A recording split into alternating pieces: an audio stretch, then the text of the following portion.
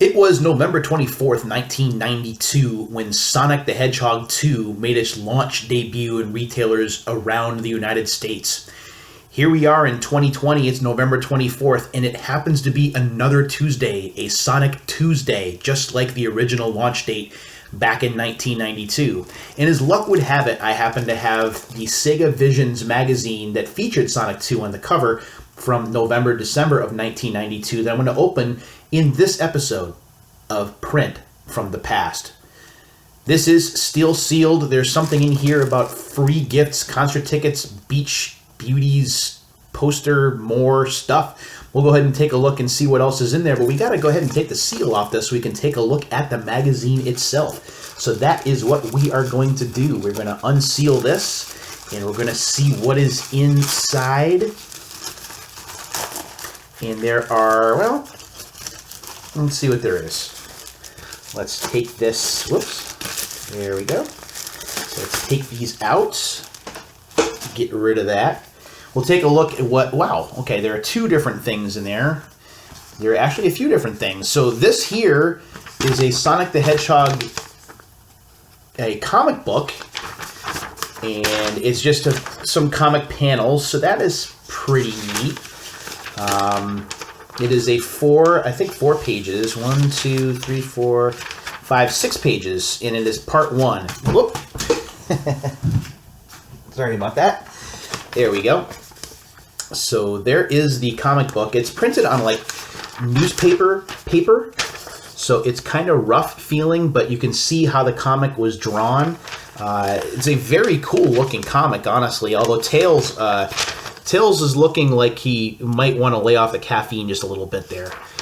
But yeah, this is pretty neat. I did not expect this to be in there. And you could also mail in to get the comic sent to your house. So that is a cool addition. We also have certificates that you could get some cool stuff. We have buy a Sega Game Gear, get a Game Gear carrying case or game cartridge. Buy a Sega CD, get a music video CD compilation. Buy the Menacer and get a free t-shirt. So you get all that stuff on the inside here. And there's even more. There's actually 2 sheets of it, so you could send that to a friend and they could take advantage of the offer as well. So that is pretty cool. And what else do we have? So this is what it showed on the inside. Free gifts, concert tickets, beach beauties poster. So, oh yeah, it is a poster. Oh my goodness, it is definitely a poster.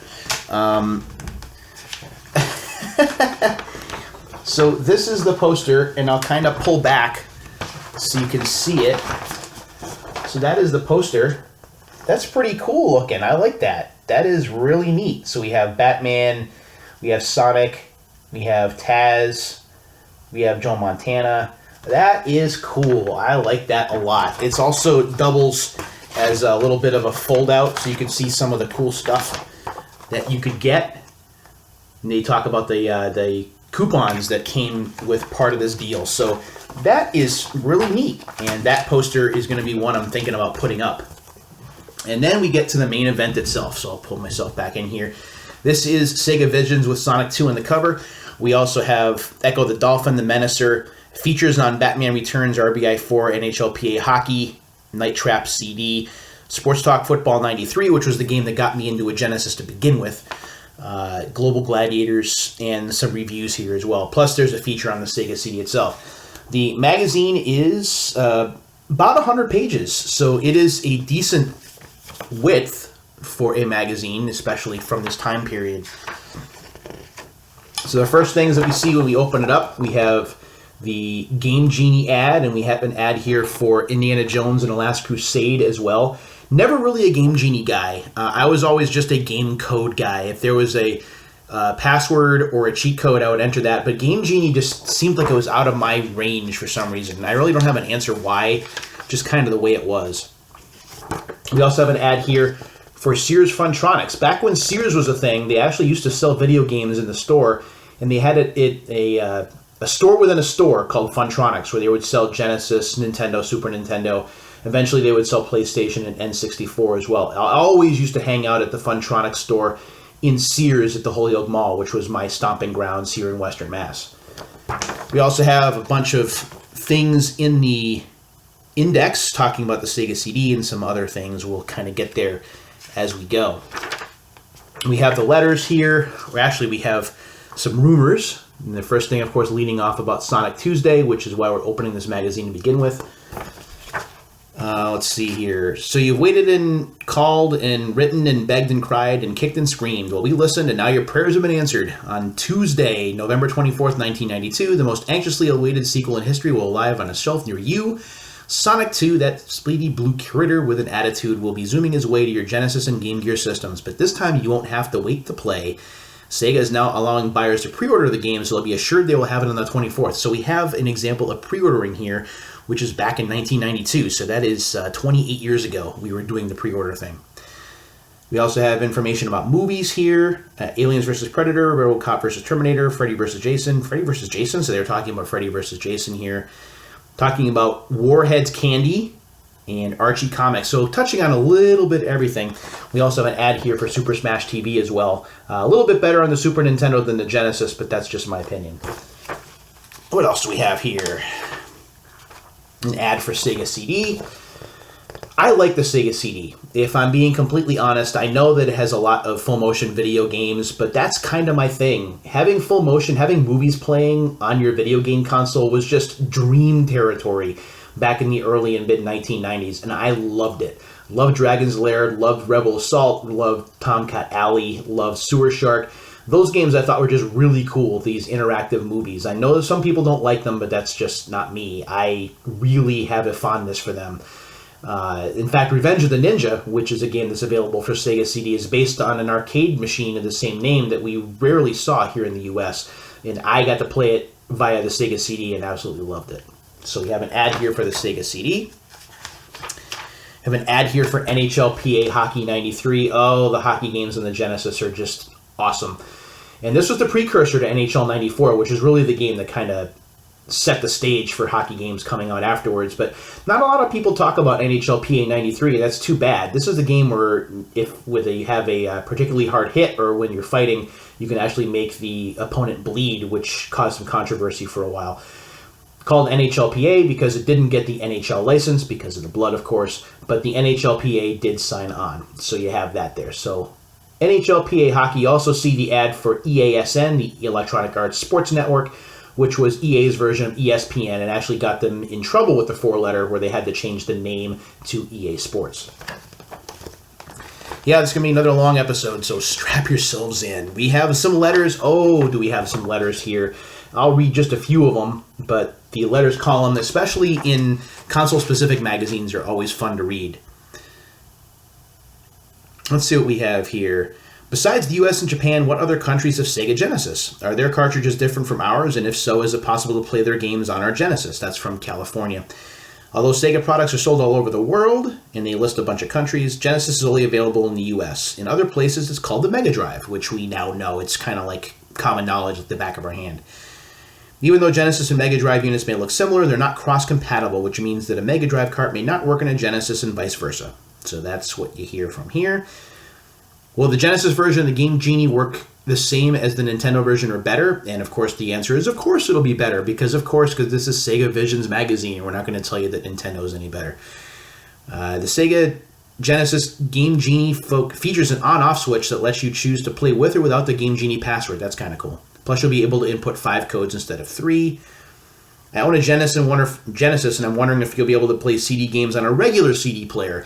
You couldn't do that, but if a CD had Redbook audio, you could listen to the music on a CD player. I did that a lot with TurboGrafx CD games, and I still do it some with PlayStation CD games as well. So no, you can't do that. A regular audio CD can only process digital audio, while a CD-ROM drive has to process a wider variety of digital information. So they go on to that there. Let's see if there's anything else here. This is cute. This is a letter from Phoenix, Arizona. I'm 7.5 and I love my Genesis. I would like to know if you're coming out with any games for kids. P.S. I love Sonic. Well, of course, Sonic 2 is coming out. We are coming out with a game especially for kids called Toxic Crusaders. I mean, yeah, it was a cartoon, but the franchise it is based on, not necessarily for kids, but okay. Let's see. I noticed you're coming out with Sonic 2, and I have a few questions. Are the graphics going to be as good as or better than the first? Will the bosses be cooler? Will the basic game be the same or different? What's the deal with that two-tailed fox? Please answer at least 2 of my questions, because they're very demanding. And then you can check out the Sonic 2 review in this issue, they say. We also have some really cool artwork, some envelope artwork up there as well. I always love these letter sections, and honestly, this is really tame. It was nice of the editors to print stuff that's excited about Sega, but not really dissing the competition, so I like that a lot. Yes, more Sega CD stuff, talking about Make My Video and Sewer Shark, the digital picture stuff, and this is from Sony ImageSoft, I believe. Unreal is what it's called there. Got CNC Music Factory, Sewer Shark is there. What else do we have? Criss Cross's photo there. These are all like the Make My Video games, which get a bad rap, and they're not really that great. But honestly, for the time frame, being a music video editor back in the early 90s was kind of an interesting concept. So here it is. The spread on Sonic 2. Sonic 2 was a huge deal because the first game really took the world by storm, or at least the US by storm. People really fell in love with the Sonic character, Sonic's attitude, the colorful nature of the game, the speed. So Sonic 2 was very much looked forward to, and with good reason. And it sold very well on Sonic Tuesday from my recollection. So we have a nice layout here talking about Sonic 2. Very colorful with that blue and yellow. Talking about the Sonic Spin Attack, Miles Tails, or Miles Prower as we know him. Talking about Tails helicoptering. Sonic 2 on the Genesis is an 8 meg spectacular loaded to the hilt with fun, action, and surprises. You can play solo with a friend cooperatively or competitively on an all-new split-screen display. Remember that Sonic 2 debuted the whole idea behind blast processing, which is just kind of a phrase, and it wasn't a real thing. But I love how this game looks. I'm not a big Sonic fan. I'm more of a fan of Sonic Adventure for the Dreamcast, which makes me a very odd duck indeed.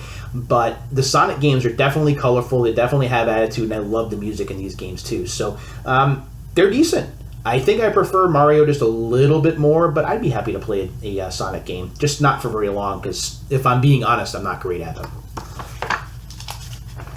And even more, they actually have some level layouts here, and that's how they used to do maps back with in the magazine era. They would just take pictures of the screens and then link them together so you can see how each level would kind of play out. You also see the tube levels along the top there, which I thought were interesting bonus stages as compared to almost a pinballish type bonus stages from the first Sonic game.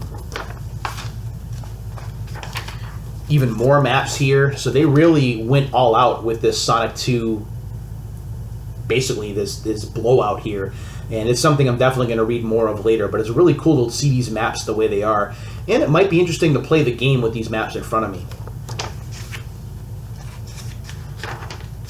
Even more maps, that's just awesome. So you have like a 7 or 8 page layout for Sonic 2. Then we get to Batman Returns. Batman Returns, of course, back in this time period, a very big deal with Michael Keaton and Danny DeVito and Michelle Pfeiffer. I prefer the Super Nintendo game myself, which plays a lot like Final Fight. I actually got to review it for the Ultimate Super Nintendo guidebook that I helped to provide reviews for. Absolutely loved playing the game going back to that. And even back in 92, I bought the Super Nintendo game and loved it. The Genesis game is different. It doesn't make it bad, it's just a different game. And of course, it's also different on the Sega CD with the car driving scenes, which make the game just even cooler. The graphics there just look awesome.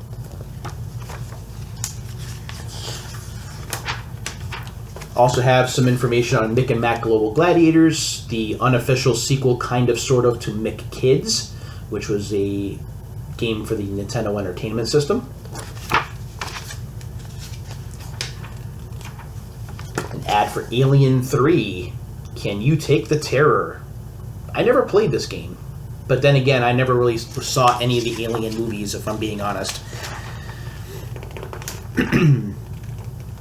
An ad for Tecmo Super Bowl, and a precursor to a Turtles game. You can see Turn on the Power there. Turtles on the Genesis was a big deal because Turtles in Time was so big on the Super Nintendo. And that's really what the Hyperstone Heist is it's kind of sort of a conversion of Turtles in Time with some additions and subtractions to make the game a bit more unique. But I played through the game recently and really did enjoy it. The sound isn't quite as good, but the graphics are comparable, even though they're not quite as eye-poppingly colorful. And the gameplay, which is what counts, is pretty much the same. It is a great beat-em-up to play either by yourself or with a friend. So an ad for the Hyperstone Heist from Konami here. Between Hyperstone Heist and Castlevania Bloodlines, Konami throwing its weight behind the Genesis was a very big deal indeed.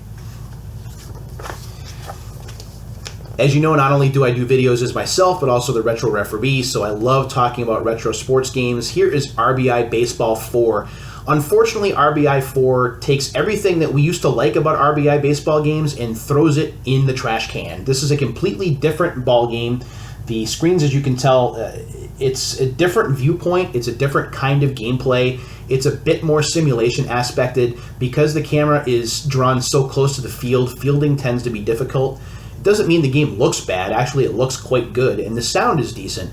But the gameplay itself, it just doesn't feel like RBI. It feels like a completely different game, and you can either take that or leave it. NHLPA Hockey 93, we talked about this with the ad earlier. Notice you don't have the team logos, you just have the team uniforms. It's the Rangers and the Flyers, I believe, in this photo. The Genesis versions of EA Sports games for a long time were the definitive, the ultimate versions of the sports games. Super Nintendo just could not keep up because of the differences under the hood, at least in terms of the processor speed. Super Nintendo games used to play a bit slower, the frame rate used to be just a bit less, so playing the games on the Genesis was the definitive experience, and especially early on with NHLPA Hockey 93 and with Madden 93 and with the basketball games too. It took a little bit of time for the Super Nintendo and the Genesis to kind of smooth out that gap between the two. For that time period, it was really mostly Genesis on top with the sports stuff. Speaking of sports, we have Sports Talk Football 93, and this was the game. And I think I've told this story before, but just as a repeat, this is the game that sold me on a Genesis. I went into a used game store in Auburn, Massachusetts, which is just outside of Worcester. It was a new place. I hadn't been there before, a very small place, like 2 rooms. I went in and there was a Genesis demoing and there was a sports game that was playing and I was kind of interested, and then I heard the commentary. And running commentary in a sports game in 1992 was just unheard of. I was blown away when I heard it. I actually had to ask the person working behind the counter, is that coming from the game? And it sure was. And at that point I was sold. I bought a Genesis right then and there with Sports Talk Football 93. And that's when my Genesis journey began. This game is not perfect. It has its issues. The top-down view that you can see right here doesn't look quite as good as Madden does, although the players look a little bit better. It's a little bit too drawn into the screen. The play calling is a little suspect. The gameplay just is a little bit different from Madden. It takes some getting used to, but the presentation and especially the sound just blew Madden out of the water and made me a fan. I loved this game. I loved NFL Football 94, World Series Baseball, even Sports Talk MLBPA Baseball was a big deal for me as well. So this was the game. This right here was what got me to buy a Genesis, not Sonic 2. Sneak peek at Night Trap, a Sega CD game where you get to be called Dogmeat and some other names by your co-pilot. In a notoriously difficult game because the gameplay is not so obvious. But again, as a interactive movie, it was pretty interesting. And although the visual quality was not up to par, especially when you compare it against other systems, for its time period, I thought it was pretty impressive. So that's Night Trap. You can see the blood there. Understand that back in 1992-93, that more mature, bloody, violent nature of video games was really starting to rear its head, for better and for worse. We'll look at Echo the Dolphin. For those of you who are Echo the Dolphin fans, I am not one of those. In fact, I've never played an Echo the Dolphin game, so I really don't have much to say about this, except here's the game. Talking more about the Menacer here, the answer to the Super Scope for the Super Nintendo. Having that light gun game, or those light gun games, was a big deal for some people. I never had a Menacer. I still don't have a Menacer, and if I'm being completely honest, I didn't have a Super Scope either. The only light gun I ever had was the Zapper for the NES, and that was all I ever needed.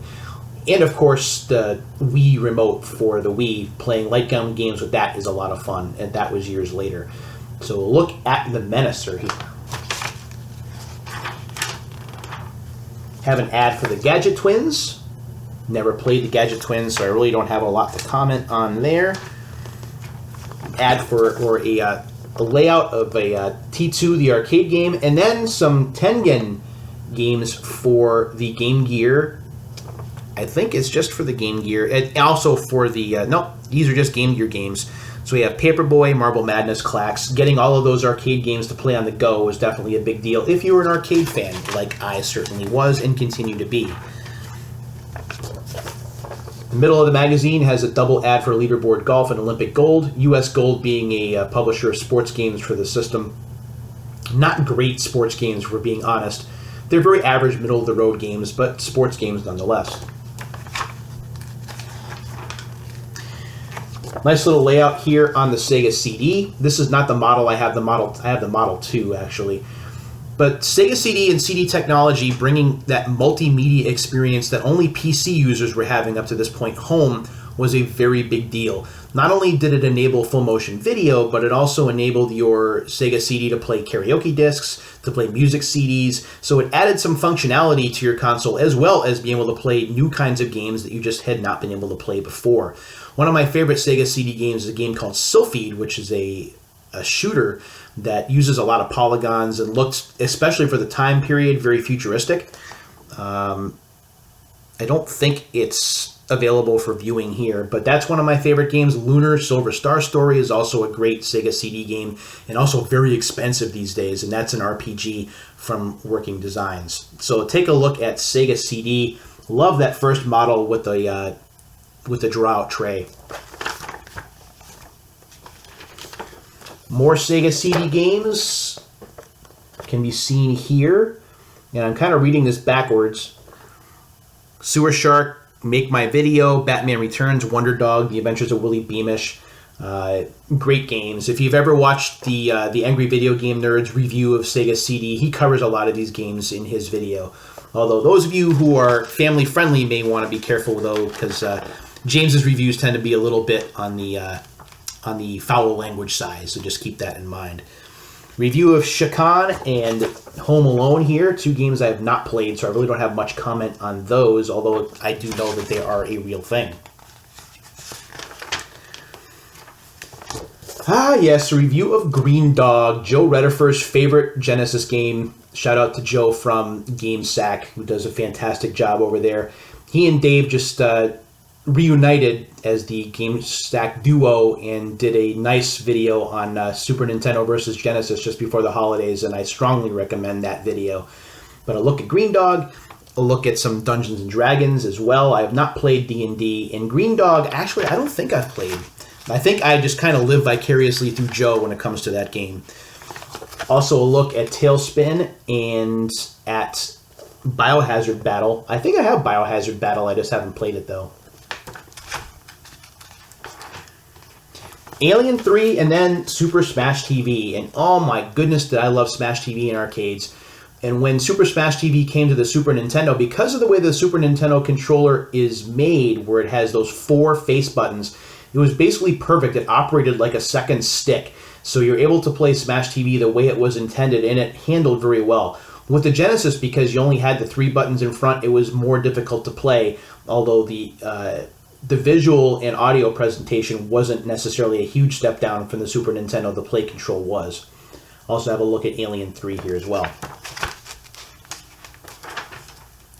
X-Mutants, Clue, and Monopoly. Of course, every video game console has to have a Monopoly game, and the Genesis was no exception. I think I told this story before. I actually had rented Monopoly for the NES from a small video store when I was living in Oxford, which is just outside of Worcester, and I forgot to return it. So I wound up paying not like the $50 or $60 for that game, but with late fees and replacing the game because I just didn't bring it back. It wound up being like over $100. So I didn't really rent games all that much after that because I was a dummy. News here about what's coming from Trade West. We have Battletoads. We also have Pro Quarterback, Championship Pro-Am, which is basically a reskin of RC Pro-Am for the NES. Indie Heat, I don't think came out.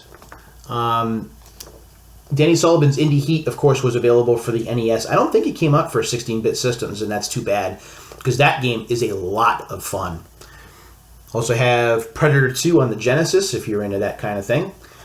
Trade West on Genesis, at this point in time, because the Genesis was starting to gain such a following, publishers are starting to take it more seriously. So you were getting support from Konami and from Capcom and from Trade West and from the more important developers and publishers. So you're able to get more of a level footing between the Super Nintendo and the Genesis in terms of software.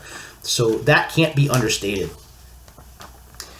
Talked about NHLPA before. This is John Madden Football 93. Again, the EASN patch. I would love to have one of those patches if I could find it. Madden on the Genesis, you just could not get any better than that. Madden on the Super Nintendo held its own. It was a rough start with the first John Madden Football, but it gradually got better, but never could really touch the Genesis. It came close and even competed with, but could never top the Genesis in terms of performance and in terms of what it could do. So that is Madden 93. We would see a pseudo sequel to that called John Madden 93 Championship Edition, a game that I'd like to add to my collection, but I have not found.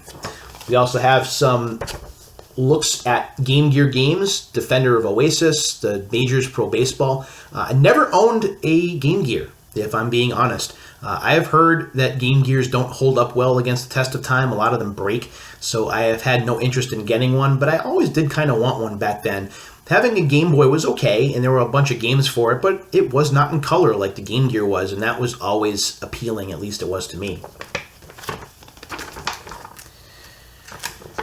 Shinobi 2 and Lemmings, more Game Gear games. Of course, with the Game Gear, much like the Game Boy, you wanted to have those console games or versions of console games that you could take on the road with you. And Sega did it the best it could, as well as some third-party publishers, to make that happen. So we look at Shinobi 2 here. Lemmings, I was never a Lemmings guy, if I'm being honest. More information about Konami coming aboard the flagship Sega with Sunset Riders and Turtles and Tiny Toon Adventures as well. And those were coming soon. This layout looks a little cheesy over here, but it was definitely a big deal to have Konami on board. Look at Chuck Rock as well. Yeah, Konami coming on board with the Genesis was a huge get, because anything that Konami made for the Super Nintendo, with the exception of NFL football, which was terrible, was a big deal. So getting the Genesis games or Genesis versions of those games was certainly important. Looks here at Terminator and Tasmania. I like Tasmania for the Super Nintendo a bit better. Tasmania plays a lot like F-Zero for the Super Nintendo, except you're gathering food. It has that same perspective, very close to the track, and it feels like a racing game. Whereas Tasmania for the Game Gear and for the Genesis is more of a platformer. Almost done. We have Prince of Persia, and we also have an ad for Super High Impact Football, another Midway game. Super High Impact Football, of course, the precursor to NFL Blitz, which would come out a few years later, much like Arch Rivals was the precursor to NBA Jam. So if you haven't played Super High Impact, you really should look into it. It is a fun game to play. And what other game can you play for football where you can have all 11 players beating the heck out of each other on the field at the same time? That is the joy behind Super High Impact Football. Sunset Riders. One of Konami's better games, if we're being honest. The Super Nintendo version and the Sega versions are a little bit different in the way that they play, which is why it makes it worthwhile to own both versions if you can. The thing to keep in mind, however, if you're collecting games for the Genesis, is that Sunset Riders and Castlevania Bloodlines and Turtles, those tend to command quite a bit of money, so be ready to spend if you're looking to add those games to your library.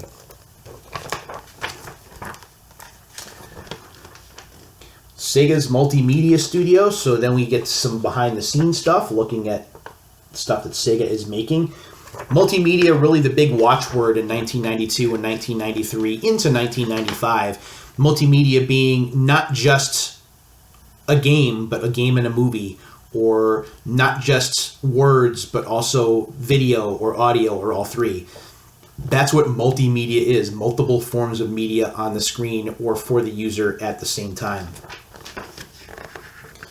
Interview here with Spencer Nilsson, who is their sound guy. Spencer rocking the mullet just like a lot of us did back in 1992-93. So that is definitely a look.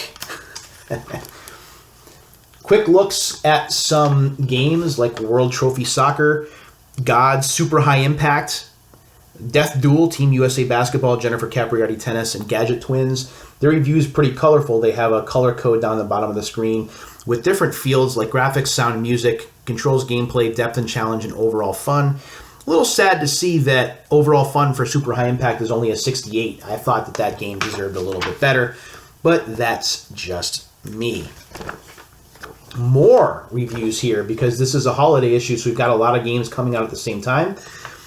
Predator 2, Miracle Piano Teaching System, Where in the World is Carmen Sandiego, Muhammad Ali Boxing, King Salmon, Young Galahad, Steel Talons, and Outlander. Fast takes, they call them. They're very quick, rapid-fire reviews.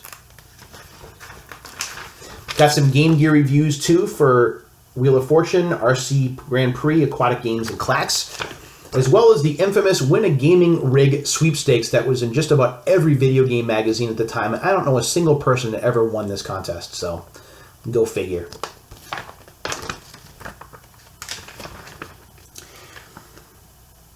Can you top this? So we have Sega Genesis fans in some pretty cool situations like riding camels or going to Russia or going to like a Star Trek exhibit. So that's pretty interesting.